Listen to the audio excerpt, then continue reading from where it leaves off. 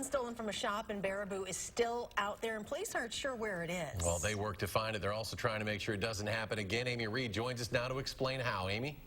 Back in July, 2 people stole some guns from Jim's Gun Supply. They've been found, and one of the guns has been found, but the other one is still missing. Part of the problem here is there was no security footage to help with the case. Now, police and the city are trying to fix that, though not everyone's on board.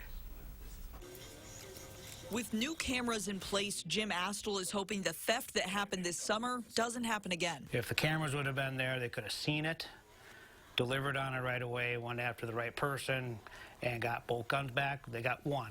The other one's in the wind.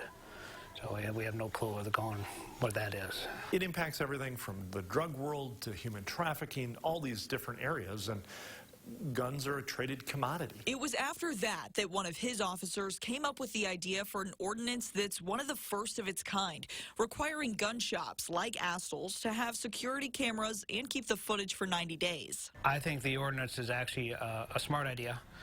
I feel I'm at fault that I didn't have this new system. I should have had something like this. But others have questions, people like Nick Clark. If the cameras go down, that raises the question if they're out of compliance, if they're should they be unable to operate their business during the time the cameras might not be functioning? He's the president of Wisconsin Carry, a gun rights group. His organization is looking at filing a lawsuit against Baraboo based on a Wisconsin statute which says essentially municipalities can't regulate the sale of firearms. Clark says the sale having to be on camera counts. We believe that Baraboo should be following state law.